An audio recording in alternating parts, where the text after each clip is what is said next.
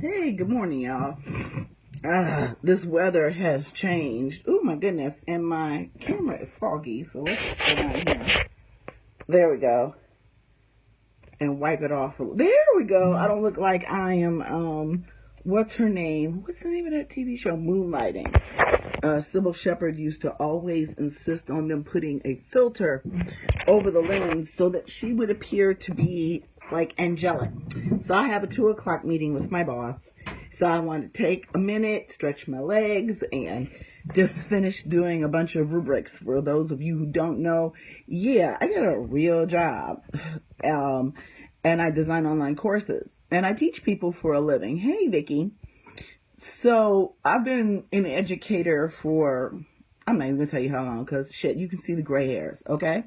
Still trying to figure out what I'm going to do with those. But I just wanted to spend a few minutes with you all. Good morning, everybody. And forgive me if I don't say hi to every single person that comes in, because I got 15 minutes to do this for you guys and then bounce out, which is probably a good idea. You know, we have seen a lot of cultural appropriation in our practices. And my Stephen piercing is crooked. I hate that. I'm weird like that. It's gotta be straight. So let's talk a little bit about being a visitor in another culture. You know, we are also called the ugly Americans when we go to other countries because we don't know how to act in other people's spaces. As Black people, we have been conditioned to act a certain way when we're in other people's spaces, okay? Because, you know, it's just life, survival. There were certain things that we did as Black people so that we could live in other people's spaces. Because I don't know if you all have checked lately, we still ain't welcome here. This is still not our space. This is still not our country. You know, even though we helped to build it, it's not ours. And, you know, if I could go back to Africa, every time a white person says that to me, I'd just be like, do you have some money where I could actually be gone and not have to deal with this foolishness anymore? I don't honestly know a place in the world where colonialism and an oppression hasn't affected the way people of color are treated. But what is always funny to me, and y'all let me know when it gets to be about 4 or 5 minutes to 2, because I'm going to have to go. What always really gets to me is when, of course, and this is just from colonialism and what they're used to doing, when non-people of color step into turn into spaces of POCs, they have a lack of understanding about how they need to have a seat, and how what you think you've been told by spirit may not be true. People don't seem to understand, just like we were lied to in school, and we still are. Look at our textbooks. Voluntary workers or immigrant workers, that's what they used for slaves in a textbook in Texas 2 years ago. So let's think about this. We're lied to in school all the time. Do you really think that if you were from outside of something, that whatever priest or priestess is bestowing upon you an initiation or education is going to be 100% completely the truth? Let's leave out the part of the fact that all these ATRs are different, and within voodoo we're very different too. While we follow a reglement, house to house has different practices. There are some houses that can't do court case workings. There are some houses that don't work with you know, specifically like the dead, or don't touch the dead. We all work with the dead, but like are not allowed to touch and come in contact with the dead in a physical sense. So we've got all these different groups of religions, hello, and all of these different rules. So when a non-person of color comes into a tradition, what I find happen is a couple of things. First thing that I find happening is there's something in it that makes them uncomfortable. And due to the fact that the nature of them, how they were brought up, how they were conditioned, is if you don't like something, you can change it, which is not a bad thing as far as your own personal gnosis is concerned. How you run your life. You are the master of your fate. You are the captain of your soul. But baby, bye. You're not going to come up in any of these religions and make African spirits white. You're not going to come. There's a very disturbing post on David Sosa's page from this so-called shaman who also calls himself a voodoo saint, and talking about we don't have to use cornmeal anymore. And I was like, baby, I was just in the Jello in March. Cornmeal is used. Just because I spoke English didn't mean that those spirits didn't speak in Creole. If it hadn't been for one of my voodoo sisters and one of my brothers who are, one's really fluent and my other brother's getting very fluent in Creole, might have been a little jack. And that would have been my fault because I've had God knows how long to work on my Creole. I'm just really bad with learning foreign languages. And then I got another book. I have my learning Haitian Creole book. My mambo called me the other day and it was laying next to me in bed. And I'm like, what am I think I'm going to get this by osmosis? You can't walk into somebody else's space and change the language. That's very white of you. You also cannot walk into somebody else's practice and change the practice. If you are a vegan and you don't like animal sacrifice, I get that. You know, my daughter's a vegetarian. The more I eat some of these really improved plant-based meats and things like that, they're fantastic, which will make me eat less meat. But when Danto tells me what she wants, and she did the other day, I'm going to do it. And I'm going to get it done. I may not even have to do it myself. You know, you usually, when you're that far away from your Jevo, you ask your mambo. And that's why it's very good to have an honest mambo. So when you send your money, you actually get your sacrifice. But you're not going to come in here and tell me that you're going to give a coconut to the Lawa and they're going to say that's cool.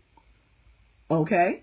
There are a lot of vegan practitioners and their ancestors were not. And when they ask for fried chicken, guess what, boo-boo? You give them fried chicken. People, you know, always want to do ancestry readings. DNA, they got your DNA when you were born. So get over it. If they come for us, they gonna come. So I'm like, hey, let me go on and see what I'm made of. Some people say you can believe in them. Some people say you can't. Some people say they're limited, but they really help. Those DNA tests help to guide people, especially if they don't have ancestors, especially ancestors that practice, you know, kind of navigate the waters of where they belong at the table. Now, let's talk about that. Let's talk about a seat at the table. My great-grandfather, my grandfather was born in 1897. Believe we've traced it back to Compromise Plantation. His daddy impregnated his mama with 2 children. Am I going to put him on my ancestor altar? He doesn't really have a seat at my table.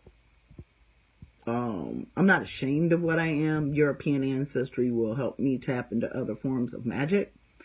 But that ancestor in particular that bought a plantation after slavery in Louisiana, do I want to give him a place of honor in my life? He doesn't have a seat at the table. So understand that a great many people who are not people of color come from that type of ancestry. Do you really think that those ancestors are within your voodoo practice? The very ancestors that killed people for practicing their religions? I think not. So, first of all, you know, my house only initiates people of color. And that includes everybody from the diaspora, Latinos, blacks, anybody that is a person of color, because they actually are closer to African than, say, some European people that don't have an African bloodline in their DNA. But there's a lot of folks finding out that they do. Oops. And that may be the reason why you might be being called. But make no mistake about it. When you are a guest at the table, you need to behave like one. You don't call a person of color boy or gal. And you most certainly don't tell us what the Loa told you about language and about materials used in our rituals. But that's okay. I was momentarily ticked off about it, and I get ticked off about it every time somebody wants to come running up in my crotch and getting information about my people, because like I said, we have become accustomed to learning how to be a guest at the table in this society. So you are not going to come into our society, literally, societe, or anybody's societe or house, and dictate how things are going to be done. That's a sure way to get bitch slapped by a spirit and possibly a practitioner. So what you need to understand, yes, because that's what they just ride in my crotch. They're mad because I won't give them the keys. I don't even possess all of the secrets of voodoo. How possible is that? But the little bit that I have been given and the bits that I'm going to continue to obtain over the rest of my natural life, that's not free. I paid for it. And it's not accessible to everybody. Don't give away your power. Thank you, Kay. I'm getting ready to go, but I'm going to leave you with this. And this is the same thing I tell young ladies or anybody who's in a new dating situation with someone. Don't tell your new partner all of your personal business. Don't tell Facebook. Don't tell your new partner. Human beings are really messed up, and they will use that against you. Okay?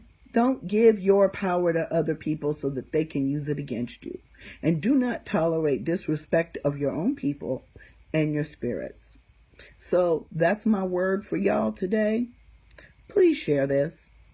There are some houses that will initiate people who are not people of color, but I'm not going to make a judgment call on that. Yes, I know the Loa are bigger than that. It ain't the Loa that's the problem. It's the people. You can't just come up in here and try to change millenniums of tradition and religion. If you don't like it, that's cool. Go find something else. But don't call it voodoo. Don't call it Santeria. Don't call it Candomblé, Kimbanda.